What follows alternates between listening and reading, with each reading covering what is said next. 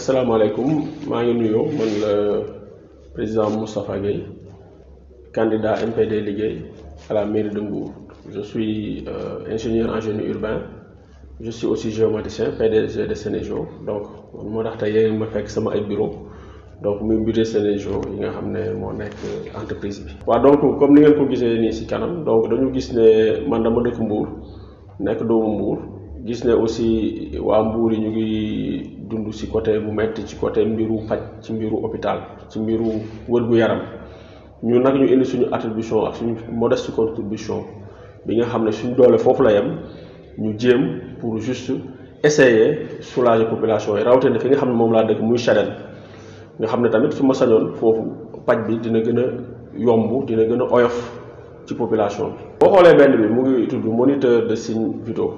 Donc modèle bi mu ngi nekk Caras Capat Dynamat donc V100 donc bi dafay nekk sans support mobile boo xoolee prix bi après di ngeen ko mën a afficher parce que tey matériel bu si nekk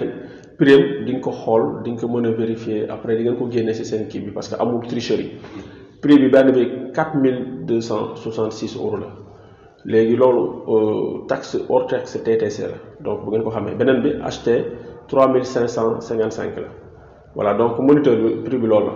donc suñ ko évaluer suñu xaalis bu fekkee ne mën nañ ko indi presque 3 millions la wala 2 millions 900 000 mais luñ ci yokk yëpp boo ko xoolee day dépasser 3 millions et quelques mais boobu nag lu muy jëriñ très rapidement mooy pression artérielle bi am na ñoo xam ne tey dañu am ay tension ñenn dañu am diabète ñenn ñi dañu nekk ñi nga xam ne dañu nekk di accoucher di am doom ñenn ñi dañu nekk ñi nga xam ne dañu am problème cardiaque ñenn ñi dañu am problème yeneen problème yoo xam dañ ko am ñenn ñi war a dañu accoucher perte deret bu bëri léegi matériel bi dina permettre mu dynamiser ba pare redynamiser rythme bi pression artérielle bi régler aussi problème cardiaque bi ba pare système bu goutte à goutte boo xam ne c'est millimétré c'est-à-dire par centimètre ak millimètre de goutte de sang bi di yegsi si xolu nit ki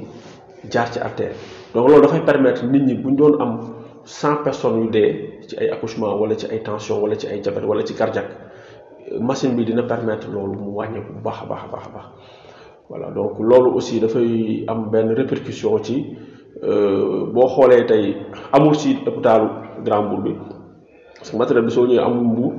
donc amul aussi parce que au niveau départemental rek la mën a dem wala au niveau régional j'avais le choix ma yóbbu ko Thiès wala ma yóbbu ko Dakar hôpital Fann mais j'ai préféré ma indi ko Mbour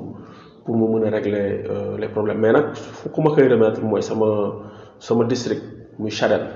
bi nga xam ne foofu laa dëkk nga xam ne docteur Aïcha moo fa nekk ak ñu mu àndal ñëpp donc ñoom après ñoom ñooy chargé wu xool nan lañ koy yóbboo hôpital Grand Mbour parce que ñun utuñu pour wane wu defuñu matériel yi pour gis leen ma dañ ko def pour suñu koñ léegi nag suñu waa koñ ñoom ñoo ko yóbbu hôpital Grand Mbour. boo xoolee bi muy physio contrôle bi mën nga ko xool sànq maa ngi koy def démonstration lii te ñun bu ñu nekkee xale dañ doon gis ne dañ ko doon def ci film yi da ngay gis ne nit bu sonnee dañ koy teg ci kii bi xëcc teg ko xëcc boo xoolee lii tey di nga am ñoo xam dañu nekk ci diggante yu metti fii Sénégal da ngay feebar wala nga nekk ci diggante dund ak dee ñu suul la wala ñu bàyyi la noonu lii daf lay permettre ñu dañu réanimer la moom la ñuy wax physio contrôle donc bi tamit matériel bi dafa am ay dimension am na yoo xam ne mën na jar 400 000 am na yoo xam ne mais ñun suñu bos presque 1 million 500 la booy xool parce que bii mooy matériel bu original bi xam nga donc parce que bii marque allemande bi la mooy bu baax bi donc lii aussi dañ ko indi parce que boo xoolee ci hôpitaux yi yu ci bëri amu fi dañ ko indi pour dimbali suñu waa dëkk parce que ñu nekkaguñ tamit nekkaguñ maire amuñu fi ndomba tànk duñu ministre duñu député ay jeunes lañ nag mais dañu xam ne suñu doole fu mu toll li nga xam ne am nañ ko dañ koy bokk ak suñu population mais soo bëggee dimbali nit ñi da nga leen fekk ci seen jàngoro wala seen feebar nga jéem ko saafara donc objectif bi loolu moo tax ñu jéem a indi matériel bi pour xool li nga xam ne dafa manqué ci hôpital bi ñu jéem ko régler. je pense que lii dañ koy livrer parce que comme dafa nekk ci situation urgence boo xoolee tamit gis nga parce que am na ay kees fu eau de javel kees yi ñu ngi nii ci kaw donc am na aussi gel de désinfection automatique bëgg na la butéelu 5 litres yi am nañ ci ay kees yoo xam ne dañ koy def pour lutter contre Covid bi mu dimbali aussi docteurs yi parce que docteurs yi dañ cee loof ñoom si loof nañ ci trop parce que dañ leen a bàyyi seen bopp eau de javel bi aussi yaakaar naa ne district de santé yi poste santé Chadène wala poste hôpital Grand Mbour ñoom wala bu tefes ñun ñëpp soxla nañu am eau de javel parce que loolu mooy première ak madaar bi nga xam ne dañ koy raxasoo muy saabu bi donc loolu moo nekk ci kaw nii donc des na ay lal hôpital pour accouchement donc wax naa ko docteur Fatma bu ñu fi ñëwee démb loolu aussi dinañ ko ñëw complété mais comme dafa am retard par rapport ak conteneur bi délai bi nga xam ne ñun waroon nañ jot matériels yi yegsi na dëgg la mais dafa am tuuti retard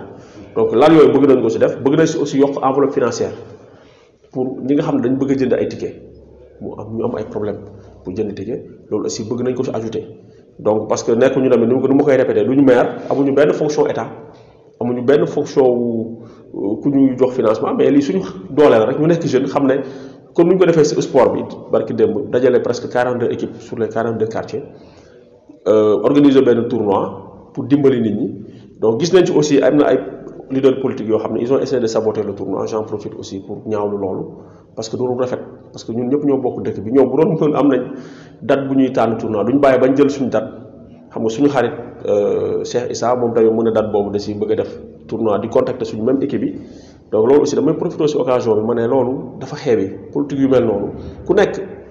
terrain bi yaatu na ku si nekk am nga possibilité def ay action mais bul xool action jàmbur nga ne yow léegi da koy jour bi da ngay ñëw woon ni équipe yi saboté da ngay def yooyu wax dëgg yàlla ñun taluñu loolu man li ma tal mooy néew ma damay gañ a mairie mais quand même dinaa indi sama combat ba nit ñi xam ne jéem naa donc l'objectif mooy nit ñi xam nañ ne engagé naa ci dëkk bi te bëgg naa waa dëkk bi te sincère naa si engagement bu ma am ci waa dëkk bi te lépp lu ma am dinaa ko bokk ak waa dëkk bi donc bu dee aw ma dara di def su ma amee yaakaar naa dëkk bi kenn dootu sonn parce que Sénégal lu fi problème bu fi nekk mooy nit ñi dañuy góorgóorlu mais kenn du la si fekk si dañ ciy wéet nit ñi bu ñu la soxlaa dañuy ñëw bu seen intérêt jeexee dañ lay bàyyi nga dem jeunesse bi nag ñun benn fléau lañu dund ñun ñëpp ñu bokk ko mooy dañoo bàyyi ak suñu bopp léegi ñi nga xam ne toog nañ benn position seen position boobu la ñuy jéem a xool nu ñu koy conforté mais damaa jàpp ne na mbuur waaye yeewu da ngeen xool fan la seen internet bi nga xam ne ñun ñi nga xam ne amaguñ dara ñu ngi jéem te ay jeunes lañ yaakaar naa ne bu ñu amee on va pas vous laisser en marche ñi nga xam ne nag yor nañ parce que tamit boo xoolee Benno Bokk Yaakaar ñoom ñëpp am nañ ay fonction état ku ci joxul DG tamit jox nañ la ministre wala PCA ñoom foofu ñu toog mënuñu lijjanti problème bu dëkk bi ba pare di laajaat donc il faut que ñun aussi man li ma bëgg a wax mooy nit ñi bu ñu naïf ñii seen intérêt personnel lañ rek lijjanti loolu mooy wax bi il faut utiliser la population pour am ay postes ñii ministre lañ bëgg a doon ñenn ñi dañoo bëgg a génn si seen galère bu ñu nekk parce que seen kër yaay lañ nekk man nekkuma sama kër yaay ñun ñu ngi góorgóorlu si suñu vie bopp yàlla may nañu nag lu ñu yor ni mën nañ ko dundee ba faatu duñ torox heure bii nag kon ni ñu ko waxee suñu bàyyee suñu lépp bàyyi suñu ñëw concentré wu si jeunesse Mbour ak Mbour c'est parce que dañ leen a bëgg moo tax te dañoo xam ne conditions yi ngeen nekk lañ bëgg a changer wax naa ko keroog ci côté industrialisation am naa ay partenaires yoo xam ne mën naa ko def ci côté assainissement Mbour amul assainissement. mooy assainissement bu ñu war a def biir Touba avec le khalife général des Mourides parce que ñoom boo xoolee seen sol bi ak seen ñoom dañoo bu tawee dëkk bi day jaxasoo donc ñun instant bi ak Cardinal Ressources ñoo commencé woon assainissement ba Mbàkke léegi chinois yi ñoom bu ñu reprendre foofu ak yenn kii moo jaxasoo léegi si leen ñu xale bi woo pour ñu régler problème bi léegi nag instant bi ñu ngi war a tàmbali Mbàkke parce que foofu ñu yemoon continuer donc te contrat bi ñu ma ko amal mais ñoo yoroon assainissement Touba si jamono Ablaye Wade donc muy américain yi te ñooñu noonu may liggéeyal Touba waa Porokhane quand ils ont vu ça le xalif m'a reçu pour ma defal ko même chose Thiénaba m'a reçu pour ma defal ko même chose Porokhane m'a reçu pour ma defal ko même chose. waaw Mbour wax naa ko fii waxaat naa ko projet bi indil nañ ko le maire parce que man bu ma ñëwee parce que jour bu may dem Porokhane sax fu ma toog fu ma taxaw moom mi ngi woo am na journaliste bu ma àndaloon le maire mu ngi ko doon woo ne ko waa gis nañ ko Porokhane mu ngi liggéey foofu journaliste bi ne ko pourtant yow lañ ko njëkk a indil nga bañ a signé donc ñun li ñu mën rek mooy dañu am projet indi mais politiciens yi dañ lay bëgg a def si kanamu population dañ lay bëgg a jaxase ak population pour ñu ne kii lu muy wax du dëgg ñoom ñoo yor signature bi bu ñu signé wul man du ma mën a indi benn projet te su ma ñëwee signature boobu dañ ma koy xañ loolu moo ma poussé ma def politique pour juste am possibilité mën a yor signature projet yi ma bëgg a indi yeneen dëkk yi ma mën ko indi si biir dëkk bi c'est vrai que am na yeneen projet au delà de l'assainissement mooy bu tawee koñ bi bañ a daawati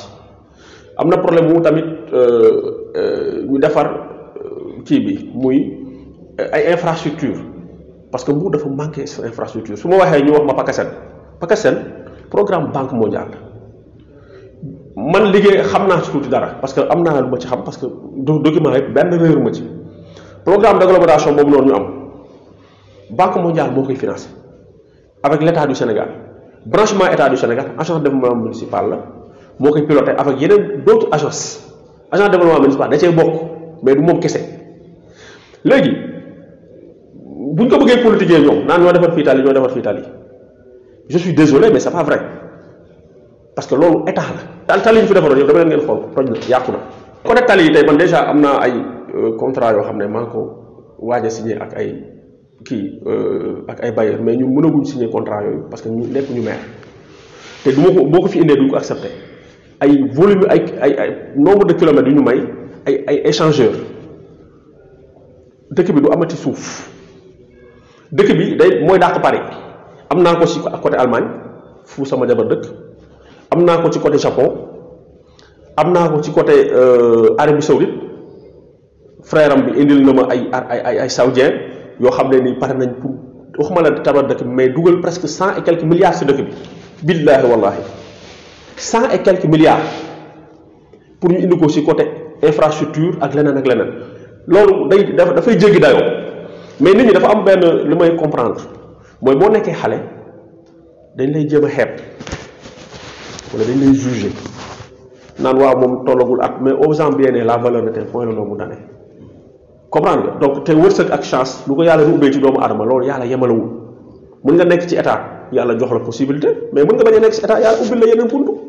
bu ñu am complexe il faut que jeunes yi nañ affirmé wu bàyyi leen leader politique yi ngeen di topp di leen dunguru di daw seen ginnaaw ñu leen di dóorloo di leen saagaloo nit ñi Facebook bi di leen xasloo nit ñi pour seen intérêt ñoom personnel ñoom seen bopp bu ñu toll seen âge il se cherchait il a fallu 8 ans pour ñu ñoom ñu donc lu ñu nekk xalaat leen ne suba mën ngeen leen raw mais pour loolu da ngeen di gëm seen bopp ak arrêté leen ngeen bàyyi ñu leen di manipuler de cette façon donc li may lancé au-delà de ces partenaires aussi yaakaar naa ne gëwuma ne am na africain bu ko am nañ aussi partenaire pour defar ay industrie parce que dëkk duñ ko defar te industrialisé ñu ko amoon nañ fi bu ngeen seetloo temps yu nekkee xale da ngeen doon dégg ay Sotiba seen esprit mu defar industrie textile doomu aadama yi di si liggéey yooyu yëpp ñu dissoudre ko am nañ yeneen yi nga xam ne ay usines la yoo xam ne tey bu nit ñi amee liggéey rek mu yomb leen PME yi yu tuuti yi ñi nga xam ne ñu ngi si marché yi du góorgóorlu yor seen ay cyber café wala seen cyber mais ñooñu mën nañ leen améliorer jox leen ay marché ñi nga xam ne dañuy def papeterie mën nañ améliorer jox leen ay marché ñi nga xam ne dañuy def leneen mën nañ leen améliorer jox leen ay marché bu ñu installé usines yi ñu exiger leen ko su ko defee tout le monde ñëpp daañu ci gis seen bopp. waaw merci Petite Côte TV vraiment maa leen di remercier tey permettre ngeen ma mën a wax ak tuuti waa Mbour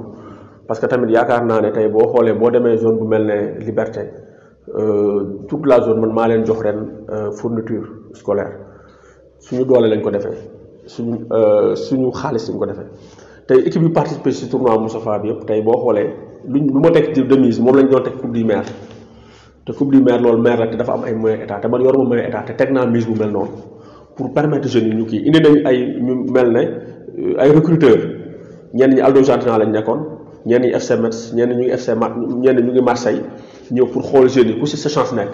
voilà tournoi bi di jeex yàlla mën na la dimbali nga mën a am club parce que bu njëkk ba tournoi yi leen la woon dañuy football rek mu pare mu jeex mais bii ñii dañu mën a détecter les talents donc yéen tamit ma remercier leen ñaanal leen parce que vraiment vous représentez la jeunesse dans sa dignité parce que tey